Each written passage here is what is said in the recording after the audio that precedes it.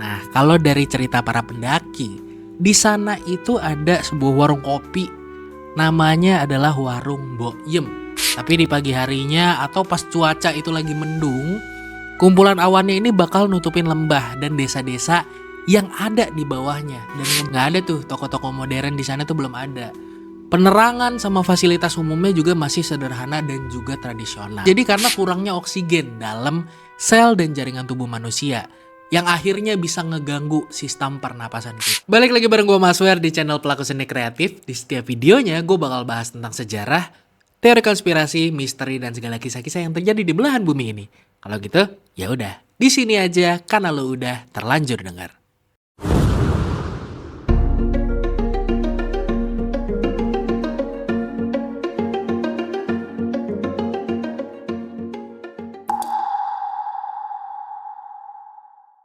Ada gak sih Bor dari lu nih yang kalau weekend itu sukanya liburan atau pergi ke tempat-tempat yang tinggi? Kayak di puncak atau mungkin ngedaki gunung gitu ya, lewati lembah. Kayak lagu tuh. Selain buat nikmatin petualangan atau pemandangannya, mungkin juga cuman buat sekedar ya ngopi-ngopi lucu lah gitu ya. Tapi ternyata nih Bor, emang ada loh tempat-tempat yang tinggi banget di dunia. Ini kayaknya saking tingginya harus minum susu beruang dah. beda tinggi kalau yang gitu ya. Tapi ini tempat yang tinggi tapi dijadiin tempat tinggal. Nah, gue bakal bahas beberapa desa dan lokasi tertinggi di dunia versi terlanjur dengar.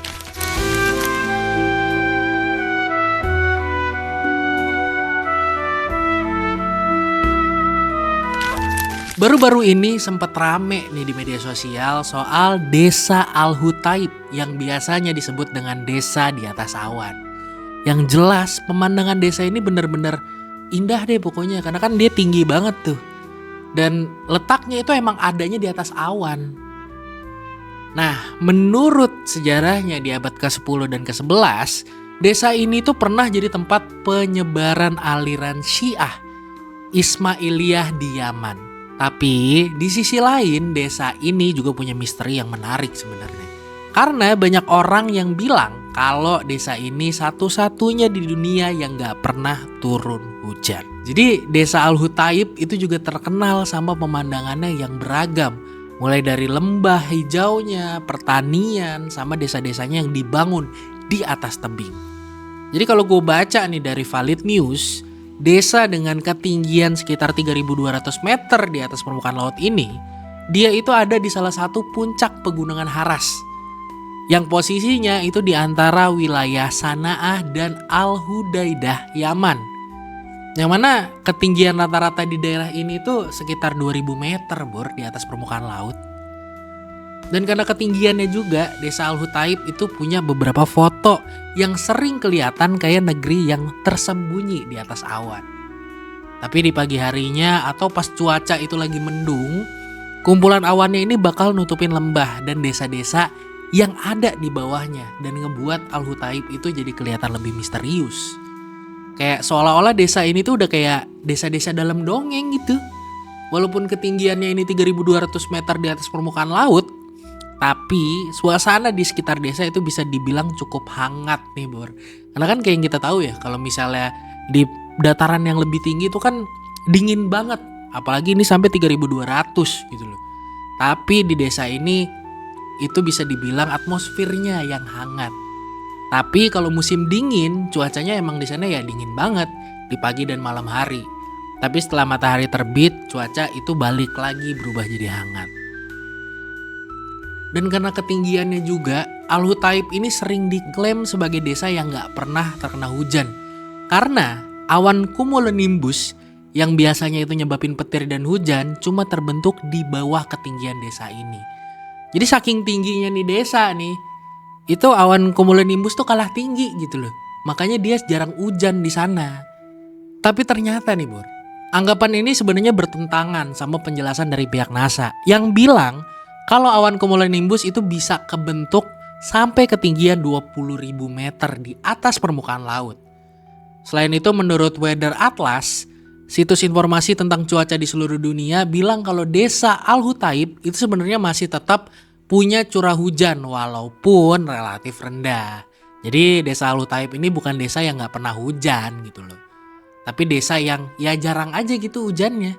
Desa ini juga punya bangunan-bangunan kuno yang dibangun dari batu pasir merah yang berdiri kokoh di atas platform batu itu juga. Bangunan-bangunan itu juga termasuk masjid, madrasah, rumah, dan juga makam. Arsitektur bangunannya itu juga punya ciri khas dengan bentuk kubah, lengkungan, dan ukiran. Nah selain itu nih, bangunan-bangunan ini juga punya fungsi yang beda-beda. Misalnya jadi tempat ibadah, tempat belajar, tempat tinggal, dan juga pemakaman. Walaupun desa ini sering disebut nggak pernah kena hujan, sumber air di desa ini ternyata lumayan banyak loh Bro.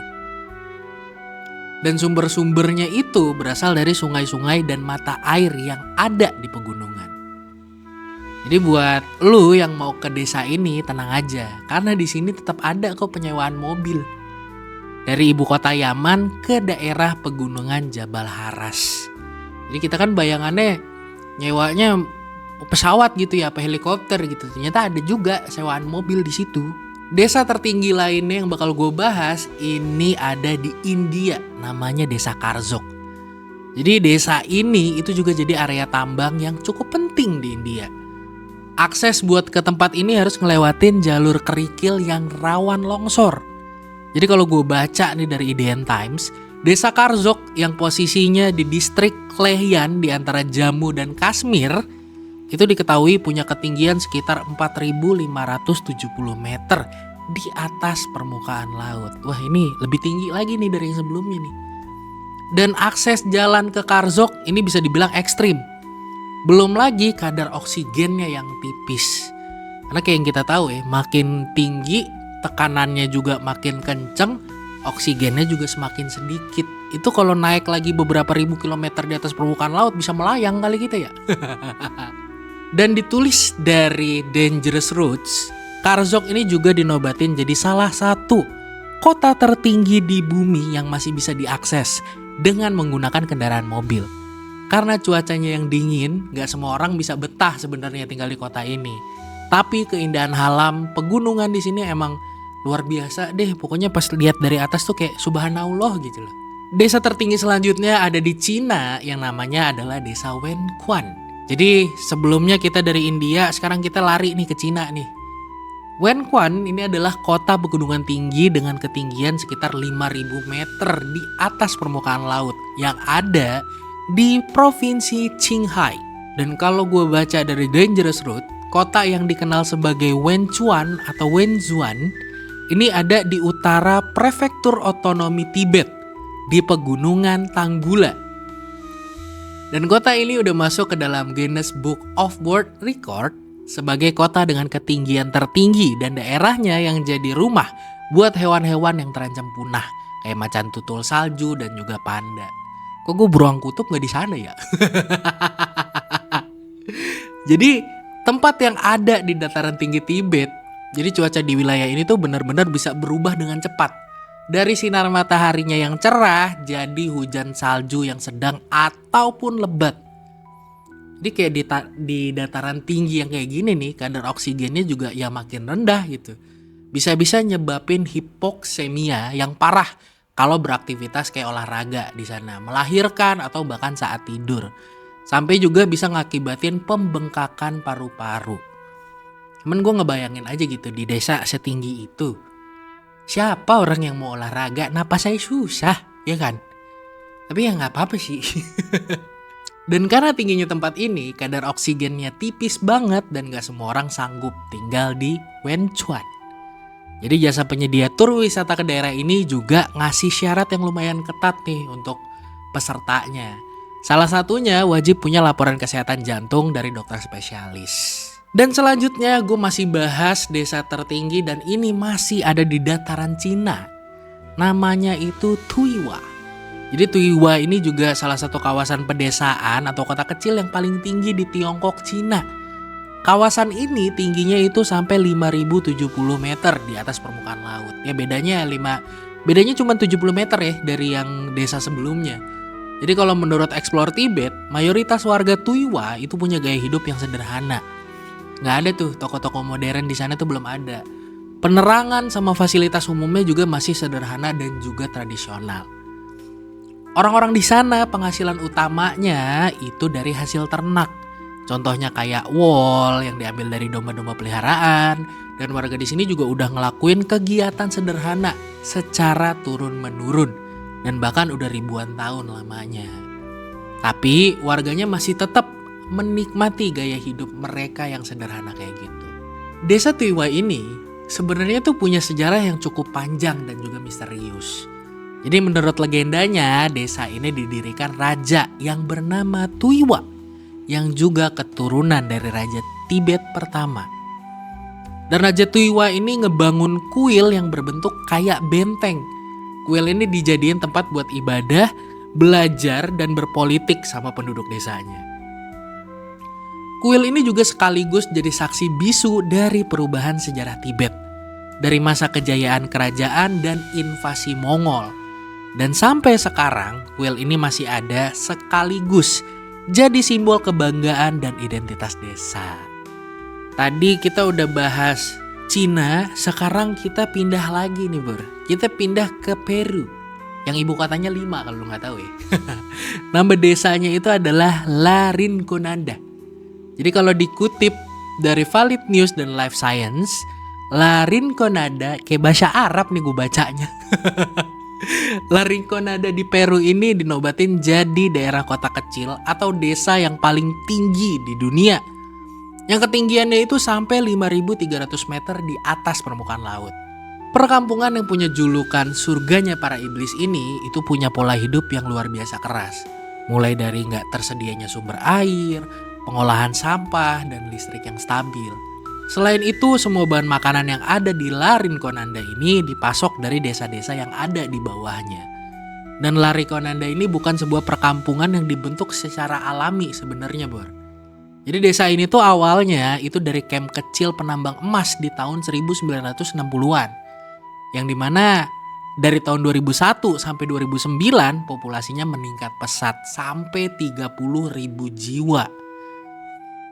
Karena bertambahnya populasi ini dikarenakan melonjaknya harga emas di Peru waktu itu, La Rinconada bukan tempat wisata yang bisa dinikmatin semua orang. Cuma wisatawan yang benar-benar punya hobi ekstrim yang berani buat berkunjung ke perkampungan ini. Dan juga karena lingkungannya yang bersuhu rata-rata tahunan itu 1,3 derajat Celcius, di sini tuh rawan banget kena hipoksia yang jadi masalah kesehatan paling banyak terjadi di sini. Jadi kalau buat lu yang belum tahu nih, hipoksia itu terjadi karena kurangnya oksigen dalam sel dan jaringan tubuh manusia yang akhirnya bisa ngeganggu sistem pernapasan kita. Nah, menurut penelitian, 25% penduduk La Rinconada ini mengidap hipoksia. Selain itu, kontaminasi merkuri dari pertambangan emas tradisionalnya itu juga jadi masalah kesehatan buat para penduduknya di sana. Ya karena penghasilan utamanya itu dari tambang emas di sekitar desa, banyak orang dari berbagai wilayah Peru itu datang ke tempat ini cuman buat nambang emasnya. Jadi gimana nih Bor? Lu tertarik gak sih datang ke sini atau malah tertarik buat ikut nambang emasnya juga? Kalau gue sih dua-duanya ya. Selanjutnya kita geser ke Indonesia. Jadi ada desa namanya Hargodalem. Dia ini punya ketinggian 3.265 meter di atas permukaan laut. Dan tempat ini tuh benar-benar udah dekat banget sama puncaknya Gunung Lawu. Karena selain emang ini jadi jalur pendakian, banyak juga pendaki yang berhenti buat istirahat di sini. Dan kalau kata pendaki yang pernah datang ke sana ya, emang ada beberapa pemukiman penduduk di sini yang mana mereka emang udah lama tinggal di situ. Tapi sebenarnya kenapa sih di sini itu jadi tempat peristirahatan? Nah, kalau dari cerita para pendaki, di sana itu ada sebuah warung kopi, namanya adalah Warung Mbok Yem. Jadi buat yang pernah ngedaki ini gunung pasti pernah denger lah sama nama Warung Mbok Yem ini, karena ciri khasnya yaitu warung di atas gunung. Jadi kalau buat lo semua nih, tertarik gak buat naik ke puncak Gunung Lawunya? Atau lebih pengen buat ngopi di Warung Boyem? Itu tadi bahasan kita tentang desa-desa tertinggi yang ada di dunia. Jangan lupa komen di kolom komentar di bawah kira-kira apa lagi nih yang mau kita bahas. Like dan subscribe channel Pelaku Seni Kreatif dan tungguin video terlanjur dengar selanjutnya. Gua Mas Wer cabut, see you on the next discussion.